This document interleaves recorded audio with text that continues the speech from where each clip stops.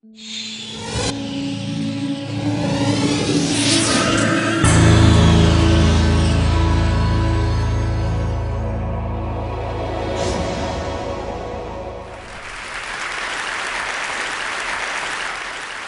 Academy is most known for its collection of videos, so before I go any farther, let me show you a little bit of a montage. So the hypotenuse is now going to be 5. This animal's fossils are only found in this area of South America, a nice clean band here, and this part of Africa. We could integrate over the surface, and the notation usually is a capital sigma. National Assembly, they create the Committee of Public Safety, which sounds like a very nice committee. Notice this is an aldehyde, and it's an alcohol. Start differentiating into effector and memory cells. A galaxy. Hey, there's another galaxy. Oh, look, there's another galaxy. And for dollars is their $30 million plus the $20 million from the American manufacturer. If this does not blow your mind, then you have no emotion.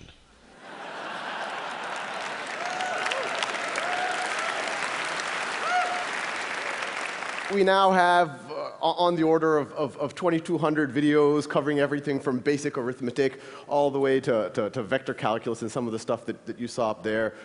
We have a million students a month using the site, watching on the order of 100 to 200,000 videos a day. But what we're going to talk about in this is how we're going to the next level. But before I do that, I want to talk a little bit about really just how I got started.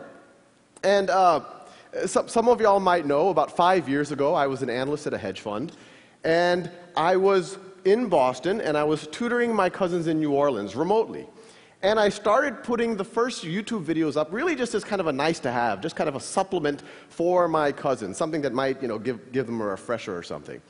And as soon as I put those first YouTube videos up, something interesting happened. Actually, a bunch of interesting things happened. The first was the feedback from my cousins.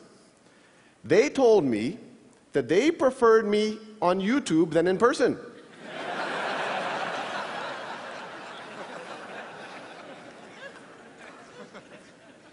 and once you get over the backhanded nature of that, there was actually something very profound there. They were saying that they preferred the automated version of their cousin to their cousin. At first, it's very unintuitive, but when you actually think about it from their point of view, it makes a ton of sense. You have this situation where now they can pause and repeat their cousin. Now they can, without feeling like they're wasting my time. They could, if they have to review something that they should have learned a couple of weeks ago or maybe a couple of years ago, they don't have to be embarrassed and ask their cousin. They can just watch those videos. If they're bored, they can go ahead. They can watch it at their own time, at their own pace. And probably the least appreciated, aspect of this is the notion that the very first time that you're trying to get your brain around a new concept, the very last thing you need is another human being saying, do you understand this? And that's what was happening with the interaction with my cousins before, and now they could just do it kind of in the intimacy of their own room.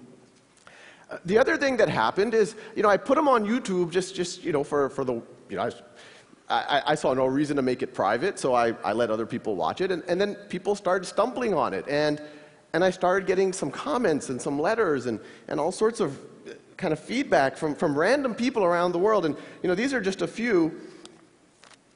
This is actually from one of the original calculus videos, and someone wrote just on YouTube, it was a YouTube comment. First time I smiled doing a derivative. And let's pause here. This person did a derivative, and then they smiled. And then in response to that same comment, this is on the thread, you could go on YouTube and look at these comments, someone else wrote, same thing here. I actually got a natural high and a good mood for the entire day. Since I remember seeing all of this matrix text in class, and here I'm all like, I know Kung Fu. And we got a lot of feedback along those lines. It's clearly it was helping people. But then as the viewership kept growing and kept growing, I started getting letters from people, and it was starting to become clear that it was actually more than just a nice to have. This is just an excerpt from one of those letters. My 12-year-old son has autism and has had a terrible time with math. We have tried everything, viewed everything, bought everything. We stumbled on your video on decimals, and it got through. Then we went on to the dreaded fractions. Again, he got it. We could not believe it. He is so excited. And so you can imagine, you know, here I was, an analyst at a hedge fund. It was very strange for me to do something of social value. So,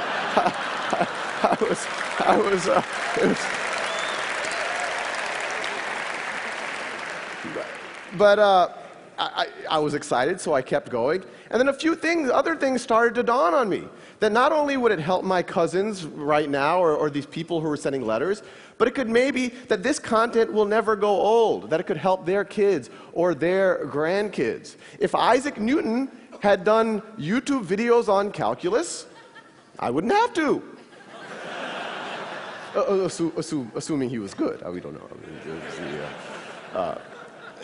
The other thing that happened, and, you know, even at this point, you know, I said, okay, maybe it's a good supplement, it's good for motivated students, it's good for maybe homeschoolers, but I didn't think it would be something that would somehow penetrate the classroom. But then I started getting letters from teachers, and the teachers would write saying, we've used your videos to flip the classroom. You've given the lectures. So now what we do, and this could actually happen in every classroom in America tomorrow, what I do is I assign the lectures for homework, and what used to be homework, I now have the students doing in the classroom. And I want to pause here for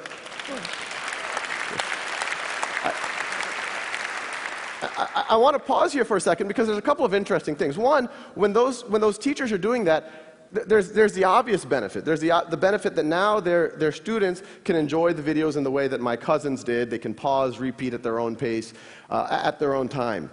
But the more interesting thing, and this is the unintuitive thing when you talk about technology in the classroom, by removing the one-size-fits-all lecture from the classroom and letting students have a self-paced lecture at home, and then when you go to the classroom, letting them do work, having the teacher walk around, having the peers actually be able to interact with each other, these teachers have used technology to humanize the classroom. They took a fundamentally dehumanizing experience, a bunch of 30 kids with their fingers on their lips, not allowed to interact with each other. A teacher, no matter how good, has to give this kind of one-size-fits-all lecture to 30 students, you know, blank faces, slightly antagonistic, and now it's a human experience. Now they're actually interacting with each other. So once the Khan Academy kind of, you know, I quit my job and we turned into a real organization, we're a not-for-profit, the question is, how do we take this to the next level? How do we take what those teachers were doing to their natural conclusion? And so what I'm showing over here, these are actual exercises that I started writing for my cousins. The ones I started were much more primitive. This is a kind of a more competent version of it. But the paradigm here is we'll generate as many questions as you need until you get that concept, until you get 10 in a row. And the Khan Academy videos are there. You get hints, the actual steps for that problem if you don't know how to do it. But the paradigm here, it seems like a very simple thing, 10 in a row, you move on. But it's fundamentally different than what's happening in classrooms right now. In a traditional classroom, you have a couple of homework, lecture, and then you have a snapshot exam. And that exam, whether you get a 70%, an 80%, a 90%, or a 95%, the class moves on to the next topic. And even that 95% student, what was the 5% they didn't know? Maybe they didn't know what happens when you raise something to the 0th power. And then you go build on that in the next concept. That's analogous to, imagine learning to ride a bicycle. And I give you a bicycle, maybe I give you a lecture ahead of time, and I give you that bicycle for 2 weeks, and then I come back after 2 weeks, and I say, well, let's see, you're having trouble taking left turns, you can't quite stop. You're an 80% bicyclist. So I put a big C stamp on your forehead, and then I say, here's a unicycle. But as ridiculous as that sounds, that's exactly what's happening in our classrooms right now. And the idea is, you know, you fast forward and good students start failing algebra all of a sudden and start failing calculus all of a sudden, despite it being smart, despite having good teachers, and it's usually because they had these Swiss cheese gaps that kept building throughout their foundation. So our model is learn math the way you would learn anything, like the way you would learn a bicycle. Stay on that bicycle. Fall off that bicycle. Do it as long as necessary until you have mastery. The traditional model, it penalizes you for experimentation and failure, but it does not expect mastery. We encourage you to experiment. We encourage you to failure, but we do expect mastery. This is just another one of the modules. This is trigonometry. This is shifting and reflecting functions. And they all fit together. We have about 90 of these right now. And you could go to the site right now. It's all free, not trying to sell anything. But the general idea is that they all fit into this knowledge map. That top node right there, that's literally single-digit addition. It's like 1 plus 1 is equal to 2. And the paradigm is, once you get 10 in a row on that, then it keeps forwarding you to more and more advanced modules. So if you keep, this is further down the knowledge map, we're getting into more advanced arithmetic. Further down, you start getting into pre-algebra and early algebra. Further down, you start getting into algebra 1, algebra 2, a little bit of pre-calculus. And the idea is from this, we can actually teach everything. Well, everything that can be taught in this type of a framework. So you can imagine, and this is what we are working on, is from this knowledge map, you have logic, you have computer programming, you have grammar, you have genetics, all based off of that core of, okay, if you know this and that, now you're ready for this next concept. Now, that can work well for an individual learner, and I encourage one for you to do it with your kids, but I also encourage everyone in the audience to do it yourself. It'll change what happens at the dinner table. But what we want to do is use the natural conclusion of the flipping of the classroom that those early teachers had emailed me about. And so what I'm showing you here, this is actually data from a pilot in the Los Altos School District, where they took 2 5th grade classes and 2 7th grade classes and completely gutted their old math curriculum. These kids aren't using textbooks, they're not getting one-size-fits-all lectures, they're doing Khan Academy, they're doing that software for roughly half of their math class. And I want to make it clear, we don't view this as the complete math education. What it does is, and this is what's happening in Los Altos, it frees up time. This is the blocking and tackling, making sure you know how to do a system of equations, and it frees up time for the simulations, for the games, for the mechanics, for the robot building, for the estimating how high that hill is based on its shadow. And so the paradigm is the teacher walks in every day, every kid works at their own pace, and a teacher this is actually a live dashboard from Los Altos School District, and they look at this dashboard. Every row is a student. Every column is one of those concepts. Green means the student's already proficient. Blue means that they're working on it, no need to worry. Red means they're stuck. And what the teacher does is literally just says, let me intervene on the red kids. Or even better, let me get one of the green kids who are already proficient in that concept to be the first line of attack and actually tutor their peer.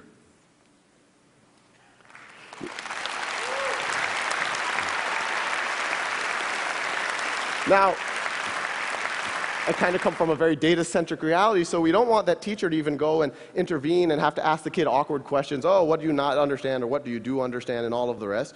So our paradigm is to really arm the teachers with as much data as possible, really data that in almost any other field is expected if you're in finance or marketing or manufacturing. And so the teachers can actually diagnose what's wrong with the students so that they can make their interaction as productive as possible. So now the teachers know exactly what the students have been up to, how long they've been spending every day, what videos have they been watching, when did they pause the videos, what did they stop watching, what exercises are they using, what have they been focused on. The outer circle shows what the exercises they're focused on, the inner circle shows the videos they're focused on. And the data gets pretty granular, so you can actually see the exact problems that the student got right or wrong. Red is wrong, blue is right. The leftmost question is the first question that the student attempted. They watched the video right over there. And then you could see eventually they were able to get 10 in a row. It's almost like you can almost see them learning over those last 10 problems. They also got faster. The height is how long it took them. So, when you talk about self-paced learning, it makes sense for everyone. In education speak, differentiated learning. But it's kind of crazy what happens when you actually see it in a classroom. Because every time we've done this, in every classroom we've done, over and over again, if you go 5 days into it, there's a group of kids who've raced ahead, and there's a group of kids who are a little bit slower. And in a traditional model, if you did a snapshot assessment, you say, oh, these are the gifted kids, these are the slow kids. Maybe they should be tracked differently. Maybe we should put them in different classes. But when you let every student work at their own pace, and we see it over and over and over again, you see students who took a little bit extra time on one concept or the other, but once they get through that concept, they just race ahead. And so the same kids that you thought were slow 6 weeks ago, you now would think are gifted. And we're seeing it over and over and over again. And it makes you really wonder kind of how much all of the labels, maybe a lot of us have benefited from, were really just due to a coincidence of time. Now, as valuable as something like this is in a district like Los Altos, our goal is to use technology to humanize, not just in Los Altos, but kind of on a global scale, what's happening in education. And actually, that kind of brings an interesting point, is that, a lot of the effort in humanizing the classroom is focused on student-to-teacher ratios. In our mind, the relevant metric is student to valuable human time with the teacher ratio. So in a traditional model, most of the teacher's time is spent doing lectures and grading tests and whatnot. Maybe 5% of their time is actually sitting next to students and actually working with them. Now 100% of their time is. So once again, using technology, not just flipping the classroom, you're humanizing the classroom, I'd argue, by a factor of 5 or 10. And as valuable as it is in Los Altos, imagine what that does to the adult learner who's embarrassed to go back and learn stuff that they should have known before going back to college. Imagine what it does to a street kid in Calcutta who has to help his family during the day, and that's the reason why he or she can't go to school. Now they can spend 2 hours a day and remediate or get up to speed and not feel embarrassed about what they do or don't know. Now imagine what happens where, we talked about the peers teaching each other inside of a classroom, but this is all one system. There's no reason why you can't have that peer-to-peer tutoring beyond that one classroom. Imagine what happens if that student in Calcutta all of a sudden can tutor your son, or your son can tutor that kid in Calcutta. And I think what you'll see emerging is this notion of a global one-world classroom. And that's essentially what we're trying to build. Thank you.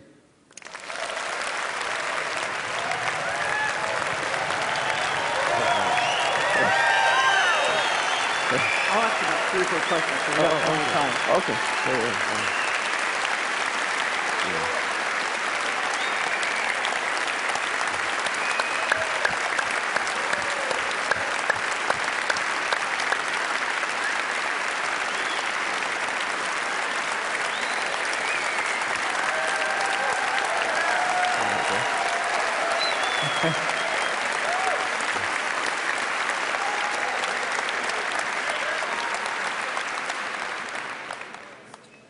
I've seen some things you're doing in the system that have to do with motivation and feedback, energy points, merit badges.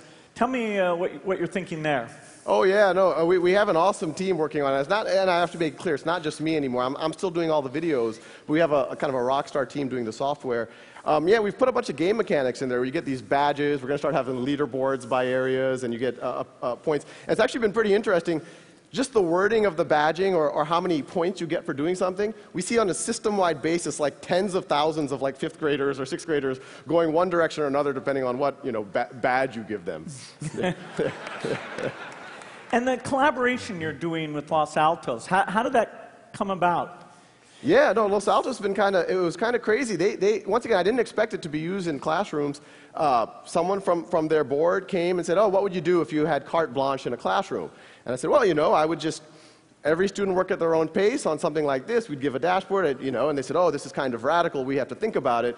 And me and the rest of the team were like, oh, they're never going to want to do this. But literally the next day, they're like, can you start in 2 weeks? And so